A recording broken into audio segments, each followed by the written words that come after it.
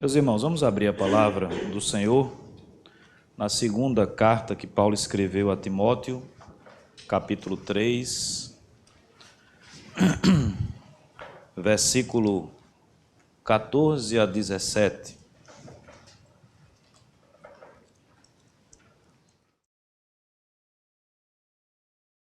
Segunda carta de Paulo a Timóteo, capítulo 3, do versículo 14 ao versículo 17. Diz assim: Tu, porém, permanece naquilo que aprendeste, de que foste inteirado, sabendo de quem o aprendeste, e que desde a infância sabes as sagradas letras, que podem tornar-te sábio para a salvação pela fé em Cristo Jesus. Toda a Escritura é inspirada por Deus e útil para o ensino, para a repreensão, para a correção, para a educação na justiça, a fim de que o homem de Deus seja perfeito e perfeitamente habilitado para toda boa obra. Vamos orar. Senhor nosso Deus, Pai bendito e amado, Tu sabes, ó Deus, a realidade na qual a Tua igreja se encontra. Tu sabes, ó Deus, o que a Tua palavra nos ensina e a desobediência que muitas vezes é a realidade da nossa vida. E nós nesse momento clamamos e pedimos, sobretudo, ó Deus, a intervenção do Teu Santo Espírito no nosso meio, a fim de que aquilo que a Tua palavra nos ensina possa ser aplicado na nossa vida. Abençoa cada irmão que aqui está, aqueles que nos escutam em casa, aqueles que porventura vão ouvir essa palavra em um outro momento, que ela seja eficaz, que ela seja eficiente para produzir as transformações no nosso seio e na nossa vida. Nós oramos assim no nome do Senhor Jesus. Amém. Amém. Meus amados irmãos, no mês de maio nós temos, como costume dentro da IPB, dedicarmos à família, pensarmos sobre família. Eu tinha elaborado aqui uma palavra sobre uma perspectiva, eu vou pregar no texto da mesma forma, mas Deus tem me inquietado o coração desde o começo desse culto. Meus irmãos, eu não ando feliz com a frequência da igreja. Isso tem me incomodado bastante. Nós tínhamos, há um tempo atrás, uns meses atrás, estávamos experimentando uma frequência muito boa na igreja, tanto pela manhã como à noite. Depois daqueles feriados, há muito tempo que eu já parei de tentar achar e dizer que é por conta disso, que é por conta daquilo. A conclusão na minha mente está muito clara: o problema é o pecado, é a desobediência, é a falta de compromisso, é o desrespeito que muitos irmãos têm e têm tido com a lei de Deus. Nós estamos brincando com coisas sérias na nossa vida e eu estou muito incomodado hoje com isso, mais do que em outros momentos, mais do que em outros dias. E obviamente que eu gostaria de aplicar esse texto nessa perspectiva. Porque veja, o maio é um mês de família. Os irmãos sabem que eu não sou muito temático, eu não gosto muito de seguir o calendário ou um calendário que seja secular. Talvez o grande problema das igrejas hoje passem por isso. Nós hoje pela manhã falávamos das igrejas lá na Europa que estão fechando, igrejas que estão se acabando, algumas que já se acabaram. Nos Estados Unidos o mesmo sofrimento. E quando você vai analisar o desenrolar, o desenho das ações, das causas, dos porquês relacionados a isso, impreterivelmente nós vamos cair no secularismo. E o que é o secularismo? É aquele momento em que nós abandonamos a prioridade para o reino de Deus, para as coisas de Deus. E as coisas da administração da nossa vida, elas tomam o lugar primeiro na nossa vida, tomam a prioridade na nossa vida. É impressionante, irmãos, como nós banalizamos o dia do Senhor. Como o dia do Senhor virou uma opção. Você não faz isso, eu não faço isso, nós, de modo geral, não fazemos isso no nosso trabalho. Tem gente que vai trabalhar com febre. Tem gente que vai trabalhar, como o pessoal fala brincando, na força do ódio, sem o menor pingo de vontade de trabalhar. Mas você vai trabalhar. Você cumpre as suas funções. Você cumpre porque você é responsável. Você cumpre porque isso é necessário para o seu sustento familiar. E a palavra de Deus tem colocado explicitamente diante de nós que o seu reino precisa ser buscado prioritariamente, e nós estamos invertendo os valores.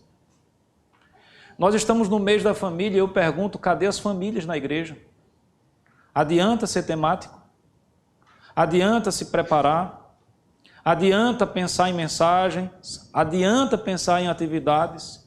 Se as famílias da igreja não abraçam o trabalho do Senhor, se as famílias da igreja não têm o compromisso em ser igreja, em atuar como igreja. Hoje pela manhã, eu acho que isso acrescenta tudo, esse sentimento que eu estou sentindo no meu coração nesse instante. Saí daqui hoje pela manhã, 2 movimentos de 2 igrejas, com 3, 4, 5, 10 vezes mais pessoas engajadas do que a nossa. E aonde estão os nossos crentes? Aonde estão os presbiterianos da 7ª Igreja Presbiteriana de Maceió nesse exato momento? O que nós temos priorizado na nossa vida? Meus amados irmãos, eu vim num propósito no coração, e eu vou aplicar isso, de trazer a importância das Sagradas Escrituras para dentro da nossa casa, da nossa família.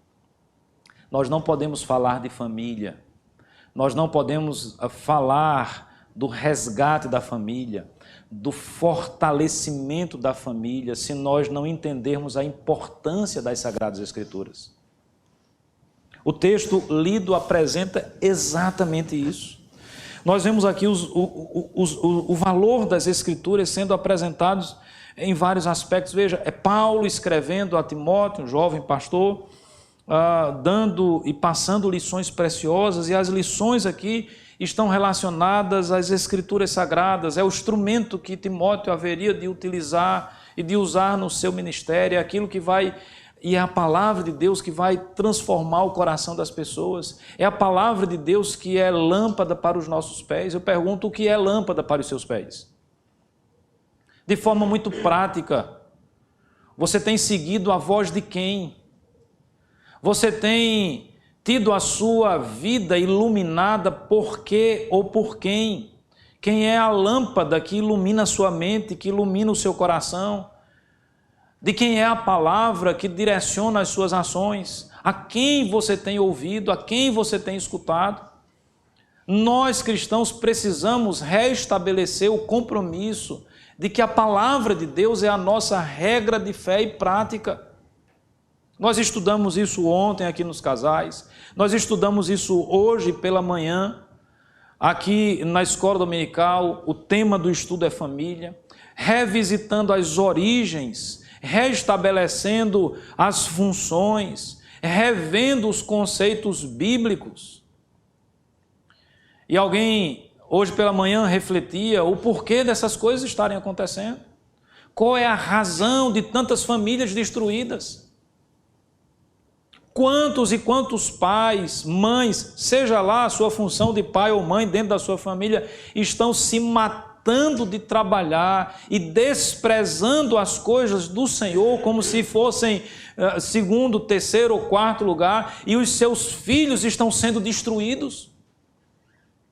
E a sua família está sendo destruída, porque lá atrás nós fizemos uma opção na nossa vida, a opção de seguir o curso desse mundo, a opção de dar ouvido às ideologias desse mundo, a opção de dar ouvido às artimanhas de Satanás, que tem como propósito e objetivo destruir as nossas famílias. Meus amados irmãos, eu falo isso com todo amor pastoral e angústia no meu coração, porque eu estou vendo famílias sendo destruídas, porque a palavra de Deus não é autoridade para essas famílias.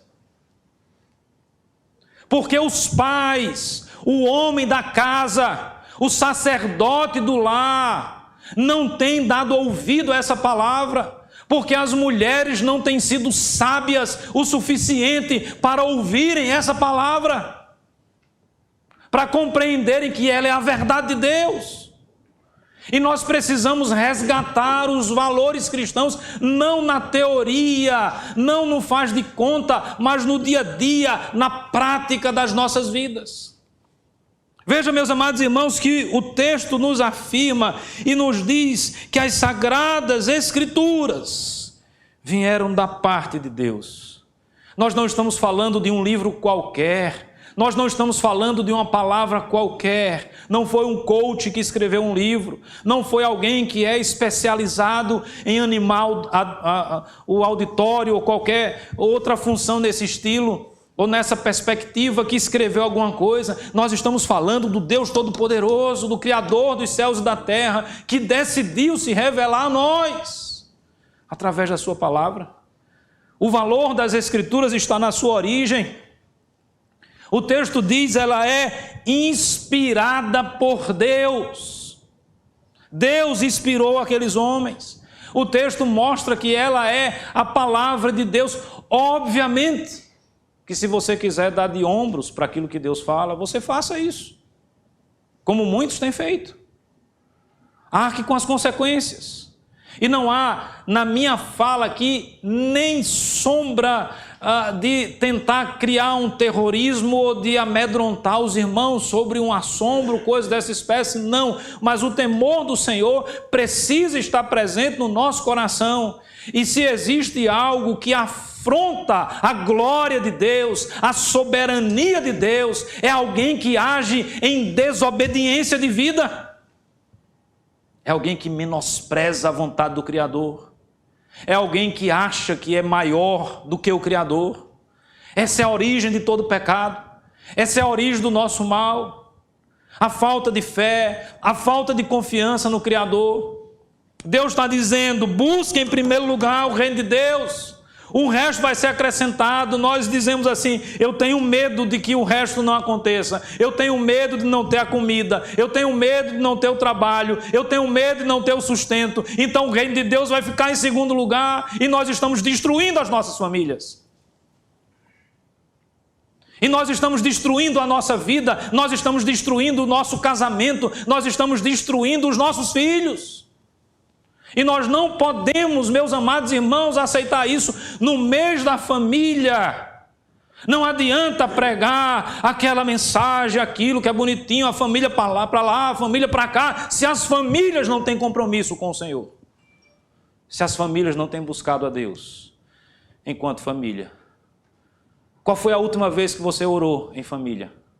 Qual foi a última vez que você leu a Bíblia na sua casa? Essa é a importância que a Bíblia tem. Qual foi a última vez que você leu a Bíblia para o seu filho? Você que tem filho pequeno. Qual foi a última vez que o seu filho viu você lendo a Bíblia? Uma coisa é afirmar da boca para fora. Outra coisa é viver. Outra coisa é agir. Meus amados irmãos, não adianta de absolutamente nada aquela profissão de fé. Lembra daquela parábola que o pai disse assim ao filho, vai lá e faz isso. Ele disse, não vou fazer. Mas arrependido foi lá e fez. E para o outro filho diz, vai lá e faz isso. Ele diz, vou fazer, meu pai. E não fez. Veja, um teve um discurso muito bonito, uma teoria maravilhosa, mas era desobediente. Afrontou a vontade do seu pai. Obviamente que do ponto de vista metafórico, nós aprendemos com essa parábola que não adianta falar se a gente não realizar. Na realidade, é até melhor falar algo errado e fazer aquilo que é certo, arrependido do que nós falamos, do que ter uma teoria fantástica, de ter uma teoria bonita e na prática da nossa vida não termos compromisso com o Senhor. A validade da palavra de Deus é um outro valor. Ela é eficiente. Irmãos, sabe o que é que nos falta? Nos falta fé. Nos falta fé. Veja, tu porém permanece naquilo que aprendestes e que fostes inteirado, sabendo que de quem o aprendeste, e que desde a infância sabes as sagradas letras, que podem tornar-te sábio para a salvação pela fé em Cristo Jesus. Olha aí, o primeiro valor vem de Deus. Toda a Escritura é inspirada por Deus. Mas o texto também vai dizer que ela é útil para o ensino, para a repreensão, para a correção, para a educação na justiça, a fim de que o homem de Deus seja perfeito e perfeitamente habilitado para toda boa obra. Nós vamos ver aqui a palavra de Deus agindo com eficiência, com eficácia. Nos falta fé em acreditar em Deus, em acreditar na sua palavra. Essa palavra é a verdade. Meus amados irmãos, eu falo aqui com todo o sentimento do meu coração. Se você quer que a sua vida seja transformada, se você quer que a sua família seja abençoada, você precisa ouvir a palavra de Deus. Você precisa parar de resistir à verdade de Deus. Você precisa jogar fora tudo aquilo que é contrário à palavra de Deus. O manual é esse. A verdade é essa. A origem dessa palavra está no próprio Deus. Ele é o autor dessa palavra. Ele é quem se revela através dela na nossa vida. Veja que o texto diz que ela é útil, ela tem utilidade. Eu não estou falando de um texto que não tem utilidade, que não tem propósito, mas o texto diz ela é útil para quê? Ela é útil para a repreensão. Se você é sábio, aceite a repreensão. Se você é tolo, nércio, resista à repreensão. Uma das características de um sábio é que ele escuta a repreensão, ele acata a repreensão no seu coração, ele reconhece o seu erro e ele muda de vida. O tolo não. O tolo se acha sábio demais. O tolo se acha alguém que sabe todas as coisas e não abre brecha ou espaço na sua mente, no seu coração, para ser repreendido, para ser admoestado. A palavra de Deus é útil para isso, para a repreensão. Ela é útil para a correção. Ela é útil para a educação. Os nossos filhos têm sido educados na palavra de Deus, na justiça da palavra de Deus. Eu não estou falando de trazer o menino de vez em quando na escola dominical. Às vezes nós fazemos isso por desencargo de consciência. Vamos ser sinceros? Eu estou falando do dia a dia. Eu estou falando do nosso exemplo. Eu estou falando das nossas ações.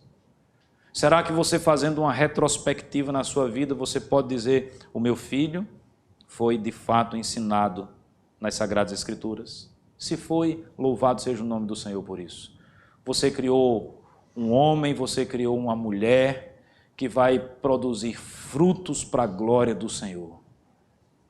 Mas se não foi, você vai colher frutos através dos seus filhos, de dor de cabeça, de sofrimento, de angústia e de aflição. Eu não falo isso porque me alegro, eu não falo isso porque acho interessante, eu falo isso porque é minha função alertar a igreja e alertar os irmãos. Nós precisamos rever os nossos valores. Hoje pela manhã, nós meditávamos sobre aquilo que é imoralidade. Os irmãos lembram? Finalzinho do estudo. Eu dizia que imoralidade é aquilo que está de acordo com a moral. E pensemos aqui na moral numa perspectiva bíblica. Ela é a nossa regra de fé. E a moral, ela está relacionada ao comportamento, à ética, que é baseado numa lei que a pré-define. Então, por exemplo, eu poderia dizer de forma muito clara, porque existe uma lei que aponta para essa moral, para essa ética, para esse comportamento, que matar alguém é imoral. A Bíblia diz: não matarás. Eu poderia dizer que a idolatria é imoral, porque existe uma lei que diz que nós não devemos adorar outros deuses, nós devemos adorar apenas ao Senhor. E eu poderia dizer que faltar à igreja no domingo é imoral. Do mesmo jeito que adulterar é imoral, do mesmo jeito que matar é imoral, desprezar o dia do Senhor é imoral. Porque existe uma lei que predefine isso. Guarda o sábado, guarda o dia do Senhor. Domingo, o nosso compromisso é com a igreja. não pode ser outro. Raríssimas as exceções. Obviamente que as exceções vão existir. Obviamente que o próprio Senhor Jesus nos ensinou a não idolatrarmos o sábado. Não se trata disso. O problema é que às vezes a gente usa essa perspectiva que o Senhor Jesus aborda contra os falsos moralistas, contra os fariseus que eram moralistas falsos, que acrescentaram regras que não existiam na lei de Deus com relação ao sábado, que tentavam imputar algum dolo, algum crime ao próprio Senhor Jesus, por exemplo, por ter curado alguém no dia de sábado. Logo, por exemplo, se você é médico e o seu plantão caiu no dia do Senhor, não há nenhuma dificuldade em você trabalhar nesse dia. É algo que é necessário, é algo que é fundamental. Mas, irmãos, nós precisamos ser sinceros, nós precisamos avaliar a nossa vida enquanto família. Desde quando o dia do Senhor foi algo inegociável na sua casa? E nós somos assediados todos os dias, todos os meses, todas as semanas com relação a isso. Eu lembro de Vitória na idade escolar, Davi também. É impressionante como o pessoal só marca festinha de aniversário das crianças no domingo. Eles não iam. Por que eles têm que ir e têm que negligenciar o dia do Senhor? Irmãos, pode parecer um absurdo, mas os irmãos precisam entender a importância da lei, a importância daquilo que é moral. É por isso que eu vou fazer essas comparações. Imagine se alguém chamasse o meu filho ou a minha filha para se tornar um assassino. E eu abrisse uma concessão e dissesse: vai, meu filho, mata só essa vez. É uma vez só. É a mesma coisa eu dizer assim: vamos, filho, para o aniversário. É imoral, tanto quanto. Os irmãos estão entendendo isso, não? Você pode concordar comigo, você pode não concordar comigo, mas eu quero deixar claro para os irmãos que a guarda do dia do Senhor está posto na espinha dorsal da lei de Deus. Se ela não fosse importante, ela não estava nos 10 mandamentos. E aquelas leis guardam em si o mesmo valor intrínseco. Desobedecer a uma delas é ser imoral. Desobedecer a uma delas é quebrar a lei de Deus. Desobedecer a uma delas é fazer aquilo que é mal perante os olhos do Senhor. E nós não podemos dourar a pílula. Nós não podemos ficar com mais, é por causa disso, é por causa daquilo. Se existe uma exceção, obviamente que não sou eu a julgar e a condenar absolutamente ninguém, até porque eu entendo que isso passa por uma questão de foro íntimo, de consciência pessoal. Não sou eu que vou abrir a cabeça de ninguém. Se você não quiser ter um compromisso com a igreja, não vai ter cristão no mundo que faça você ter um compromisso com a igreja. E não espere da minha parte se utilizar de subterfúgios, coisinhas interessantes, agradáveis, que muitas vezes nós vemos aí: nós precisamos trazer os jovens para a igreja, nós precisamos fazer isso, então vamos montar uma discoteca na igreja, vamos montar um barzinho na igreja, vamos fazer isso. Não espere de mim nenhuma ação nesse sentido. Porque se você não vem à igreja, se você não estabelece um compromisso na igreja por aquilo que Cristo fez na sua vida, porque você foi salvo e remido pelo sangue do Cordeiro, porque Deus tem lhe abençoado todos os dias da sua vida, não sou eu que vou convencer ninguém. Eu não tenho essa capacidade. Quem convence é o Espírito Santo de Deus. Eu tenho orado e pedido que Deus avive a sua obra no nosso meio. Eu tenho orado e pedido que Deus possa despertar o coração. Tem muita gente cega. Tem muita gente que não está enxergando para onde nós estamos indo. Eu até acredito que nós estamos nesse processo de tribulação, e essa tribulação vai aumentar, as perseguições vão aumentar, mas como pastor, como servo de Deus, eu não posso deixar de falar daquilo que é o correto, daquilo que é a verdade. Todo mundo pode fazer isso, mas eu não vou fazer. Todo mundo pode buscar uma vida secular, dar mais valor às coisas desse mundo. Conversando com a Ariane, sempre a Ariane traz algumas questões do trabalho, da escola, e ela falando sobre a realidade de uma família que ela atendeu. E é impressionante, é quase que em 100% das famílias, essa ideia de que eu trabalho para me acabar. Eu trabalho, ou eu me mato de trabalhar para dar a melhor educação ao meu filho, para dar a melhor escola ao meu filho, para dar isso ao meu filho, para dar aquilo ao meu filho. Meus irmãos, está tudo errado. Você não está dando o melhor para o seu filho. Você está se enganando. Você não está dando o melhor para o seu filho se você não estiver criando o seu filho nos caminhos do Senhor. Se você não pegar na mão do seu filho e trazê-lo para a igreja, se o seu filho não vê você envolvido nos trabalhos do Senhor, respeitando a lei de Deus, temendo a Deus nos seus atos e nas suas ações. É só engano. É só uma coisa, é só aquela perfumaria, uma coisa superficial, que talvez naquele momento elimine esse desencargo de consciência. O Eric Lendel, quem veio na última EBF, eu acho que foi a última EBF, aprendeu a história dele. Um corredor inglês. Nas Olimpíadas de 1000, tu lembra, Helena? Eu não lembro agora. 1000 e lá vai fumaça. Ele era especialista nos 100 metros rasos. Era a prova que ele ia correr. E ele era um dos melhores corredores do mundo. Todos os prognósticos colocavam ele com uma grande possibilidade de ser o medalhista naquela prova. E quando sai o programa das Olimpíadas, a prova cai no domingo. Ele disse, eu não corro. Domingo é dia do Senhor. Mas ele está nas Olimpíadas. Ele se preparou a vida toda para aquela prova.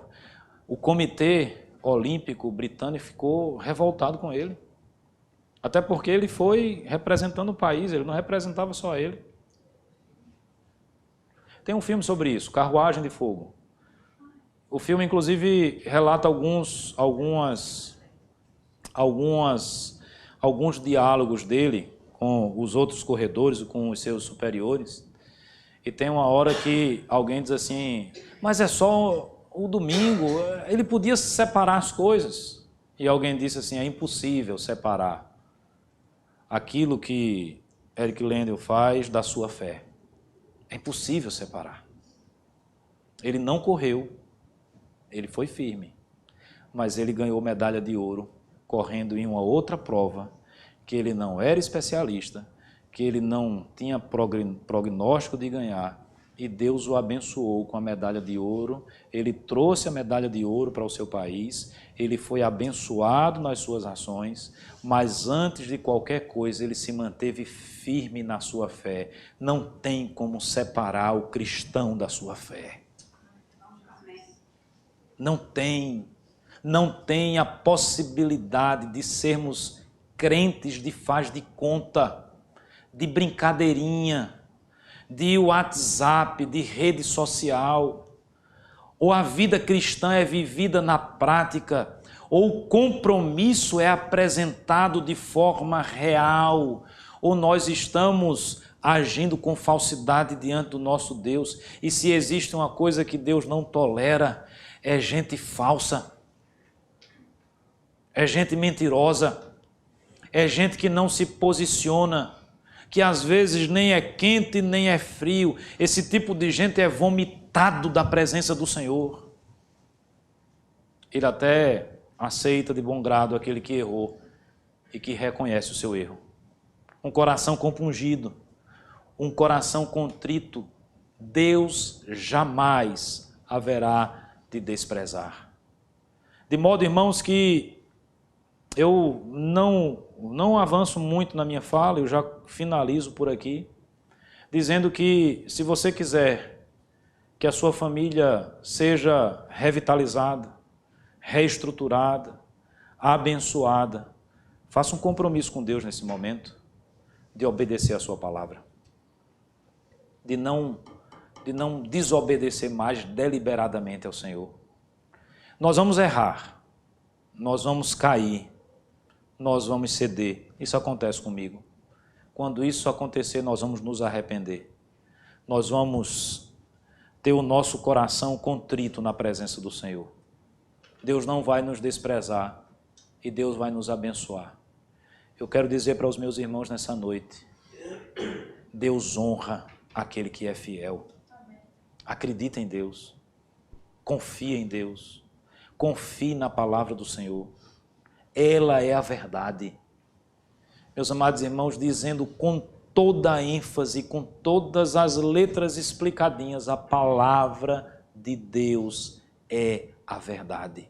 Nós não podemos nos afastar dela. Lembra de Deus falando para Josué, numa grande missão e tarefa que ele tinha: Josué, não te desvie da palavra, nem para a direita, nem para a esquerda. O apóstolo Paulo, inspirado por Deus, instruindo Timóteo: Timóteo, as Sagradas Escrituras são eficientes. As Sagradas Escrituras são úteis. São elas que vão educar os nossos filhos. É a palavra de Deus que vai trazer a verdadeira educação. A educação para os nossos filhos. Na realidade, irmãos, a gente separa, né? Educação religiosa e educação secular. Para um crente não existe educação secular. Para um cristão, essa possibilidade é inexistente. Para o cristão, toda e qualquer educação deve ser cristocêntrica. Deve ser bíblica, porque não há diferença, não há distância entre o cristianismo e as ciências.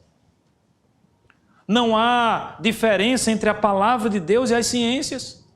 Sejam elas as ciências biológicas, sejam elas as ciências naturais.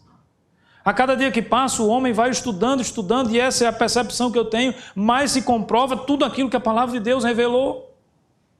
E por quê? Nós caímos no conto do vigário, porque nós, em algum momento da nossa vida, decidimos ir atrás de histórias de velhas caducas e abandonamos a verdadeira palavra de Deus. Meus irmãos, não se enganem. Você quer ter um casamento abençoado na presença do Senhor? Escute a palavra de Deus. Que o homem cumpra o papel de homem conforme a palavra de Deus. Que a esposa cumpra o papel de esposa de acordo com a palavra de Deus. A outra opção é você seguir aí o que tem aí fora. Me parece, falava isso hoje pela manhã, que não está dando muito certo. A turma que vende Rivotril está ganhando mais dinheiro. A turma que vende, depois do Rivotril, como é o outro? O Rivotril e o... Tem um outro também que é... Diazepam, obrigado. A turma que vende diazepam está ganhando mais dinheiro. A Paz Química gera uma receita formidável. A Paz Química gera tanto emprego que vocês não imaginam. A Paz Química é uma indústria que move bilhões e bilhões e bilhões de dólares, de reais pelo mundo afora. E nós podemos ser sãos. Nós podemos ser sadios. E o que é que nós temos feito? Optado por viver uma vida de doente. Mesmo fazendo um link com aquilo que pregamos hoje pela manhã. Mesmo a graça de Deus nos atingindo, como atingiu aquele homem que estava sentado à porta do templo chamado Formosa. Seus pés endireitados, seus tornozelos endireitados, de um salto pôs-se em pé. Sem necessidade de fisioterapia, começou a andar. Essa é a graça de Deus que nos atinge. É a graça que modifica a nossa vida. Mas nós, mesmo curados da deficiência, continuamos atrás de esmolas. Continuamos a valorizar aquilo que não tem valor, em detrimento de valorizar aquilo que de fato tem valor. Quantas pessoas estão trocando aquilo que não tem um valor na bolsa futuro de 10 anos para frente, de 20 anos para frente. Eu vou comprar aqui no futuro, não é? Papéis que daqui a 10 anos, daqui a 20 anos, vão estar com, sei lá, 50% 10%? 100% de rendimentos? Quando nós falamos das verdades de Deus, nós estamos falando de algo que atinge a eternidade. Não é algo que a traça destrói. Não é algo que a marisia corrói, que o ferrugem destrói. É algo que ninguém pode tirar de nós. Quando salvos por Deus, quando atingidos pela graça do Senhor, nada pode nos separar do amor de Cristo. Absolutamente nada. Como é que você é capaz de trocar isso por coisas tão fúteis e tão passageiras nessa vida? E deixa eu dizer um negócio para vocês. Essa vida é muito curta. Ela passa rápido demais. Invista o seu tempo naquilo que vale a pena. Deposite as suas energias naquilo que de fato vale a pena fazer. Busque ao Senhor, meu irmão, em primeiro lugar. Se você vai precisar trabalhar para comer, para se vestir, é lógico que vai. Mas Deus vai abrir as portas. Deus vai dando a capacidade. Deus vai dando a inteligência. A palavra de Deus é clara, não há um servo de Deus que tenha passado fome ou passado necessidade quando fiel diante do Senhor. E se passarmos provações, louvado seja Deus por isso, elas vão fortalecer a nossa fé. Tende por motivo de toda a alegria o passardes por muitas provações. O nosso alvo não está aqui. É aquela historinha da águia e da galinha. Nós estamos como que as galinhas, nós só olhamos para baixo, nós só olhamos para aqui e não paramos de ciscar e nos contentamos com aquilo que não presta e nos contentamos com muito pouco, quando poderíamos voar como as águias, de forma altaneira, não porque somos especiais, mas porque a graça de Deus um dia atingiu a nossa vida. Não troque o que presta pelo que não presta. Não troque a palavra de Deus por qualquer outro ensinamento contrário a essa palavra, porque é ela que vai transformar a nossa vida, é ela que vai fazer o nosso casamento feliz, quando nós obedecemos essa palavra, é ela que vai trazer saúde. O Salmo nos ensina isso. A palavra de Deus é capaz de restaurar a alma. Nessa paz química que o mundo vive, tem um elemento que é fundamental e tem sido desprezado por tantas pessoas: a obediência à palavra de Deus. Obedecendo essa palavra, ouvindo essa palavra, colocando em prática as orientações dessa palavra, eu posso ter a minha alma restaurada. Louvado seja Deus por isso. Eu sei que ia causar um bocado de desemprego. Um bocado de gente ia deixar de ganhar dinheiro vendendo remédio. Mas não seria algo fantástico para todos nós? Não busque as coisas desse mundo. Você está ficando doente. Tem gente ficando doida. Tem gente se acabando. Irmãos, eu não estou falando de algo que está distante de nós. Pelo amor de Deus, escutem a minha palavra nessa noite. Reveja os seus valores. Enquanto família da aliança, busque a Deus, eduque os seus filhos na verdade da palavra do Senhor, ame a igreja, diga como salmista: alegrei-me quando me disseram, vamos à casa do Senhor. O domingo, meus amados irmãos, é dia de banquete espiritual, o domingo é dia de festa. O domingo é o dia da gente vestir a nossa melhor roupa. Pastor, o senhor não se veste muito bem, mas é a minha melhor roupa. Eu não me visto bem nem aqui, nem no casamento. Chique. Mas pode ter certeza que a melhor roupa que eu vou usar é aqui. Pode ter certeza que o meu coração está aqui. Pode ter certeza que mesmo diante das lutas e das dificuldades, não existe nada mais que alegra mais o nosso coração e deva alegrar o nosso coração do que estar na presença de Deus, na casa do Senhor. Meus amados irmãos, que maravilha poder ensinar os nossos filhos nisso. Irmãos, a igreja é bênção. A igreja é algo abençoador na nossa vida. O seu trabalho é uma bênção, o seu trabalho é uma bênção, mas não se compara à bênção que é a igreja. Não se compara, ame a igreja. Me permita uma palavra aqui aos irmãos. Eu vou pedir até a André que depois coloque esse vídeo no grupo de WhatsApp da igreja. Eu queria que chegasse essa fala aos irmãos que não estão ouvindo e nem estão aqui, e que porventura não vão ouvir. Tá certo? Abrace a sétima igreja. Tenha compromisso com essa igreja. Sabe o que é ter compromisso com a sétima igreja? Primeira coisa, não falte aos trabalhos da igreja. É o primeiro compromisso. É o mais básico de todos os compromissos que nós vamos ter. É a nossa presença. Eu estou aqui, eu estou presente. Seja pontual, seja assíduo, se coloque à disposição para trabalhar. Meus amados irmãos, eu tenho fé, eu creio. Se tudo caminhar dentro da fé que eu tenho no meu coração, em dezembro, de repente, a gente está fazendo o primeiro culto aqui. Eu tenho essa fé no meu coração. Eu tenho essa expectativa. Mas eu não quero ter um templo belíssimo, um templo bonito, um espaço para 250 pessoas e ver muito mais notada a ausência do que a presença dos irmãos. Porque as pessoas não têm tido compromisso com a igreja. As pessoas não vestem a camisa. Não é essa expressão que a gente usa? É preciso vestir a camisa. Ame a igreja de Cristo. Deus lhe colocou na sétima igreja. Ame essa igreja. Trabalhe para essa igreja. Se envolva com essa igreja. Faça parte das atividades dessa igreja. Sirva ao Senhor. Envolva-se na igreja. Envolva os seus filhos na igreja. Pastor, eu não sei o que eu posso fazer. Me procure que a gente conversa.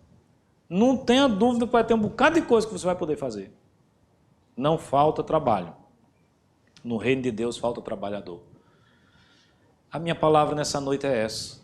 Meus amados irmãos, a palavra de Deus ela tem um valor inestimável na nossa vida e ela não pode ser desprezada. Não despreze a lei de Deus. Que essa lei esteja guardada no seu coração. Que essa lei de Deus, as Sagradas Escrituras, seja o guia que orienta a sua família. Quando isso acontecer na prática, a sua família será a família mais abençoada desta terra. Que Deus nos abençoe. Amém. Vamos orar. Senhor nosso Deus e Pai bendito, nesse instante, ó Deus, diante do Senhor, nós confessamos os nossos pecados e as nossas faltas. A desobediência que está presente no nosso coração e nas nossas ações. E eu quero mais uma vez, ó Deus, pedir e clamar que o Senhor possa avivar a Tua obra no nosso meio. E esse meu pedido, ó Deus, não é um pedido retórico, não é um pedido da boca para fora, mas é um pedido real, Senhor. Aviva a Tua obra no meio da Tua igreja. Abençoa as famílias da sétima igreja, Senhor. Tu sabes as lutas que os cônjuges têm passado. Tu sabes, ó Deus, que muitas e muitas vezes irmãos nossos têm vivido verdadeiros infernos dentro dos seus lares. Cônjuges que não têm o temor de Deus no coração, brigas constantes, desentendimentos. Que a Tua palavra, ó Deus, restaure esse casamento. Que a ação do Teu Santo Espírito, ó Deus, restaure essa união conjugal. Ó meu Deus, eu oro pelos nossos filhos. O mundo tem tragado os nossos jovens, os nossos adolescentes, as nossas crianças. Ó Deus, dá a cada pai e a cada mãe a força de resistir às ações do inimigo, a capacidade de perceber, ó Deus, os erros que estão ao nosso derredor e nos dá a coragem de fazer sempre a coisa certa, de seguir a Tua palavra. Nós cremos na Tua palavra. Ó Deus, a Tua palavra é a verdade e que ela seja uma realidade na nossa vida. Eu oro, meu Deus, por cada família da sétima igreja. Abençoa, ó Deus. Guarda, cuida, protege, restaura, Senhor. Eu oro, meu Deus, e intercedo por nossa igreja, no sentido de que tenhamos aqui famílias engajadas, famílias envolvidas, irmãos, irmãs, crianças, jovens, adolescentes, não importa a faixa etária, não importa o sexo, não importa a capacidade, o dom, o talento, mas que tenhamos pessoas aqui que se envolvem, ó Deus, com o trabalho, que vestem a camisa, que querem participar, que querem servir. Ó meu Deus, não permita que as coisas deste mundo tomem o lugar que é do Senhor. Que as coisas desse mundo tomem o lugar que é da igreja do Senhor.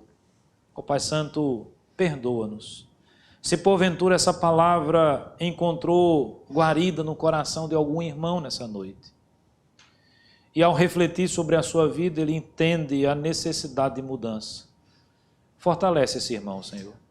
Dá a ele a visão do que fazer para mudar, mas que nós possamos mudar a cada dia para te servir melhor.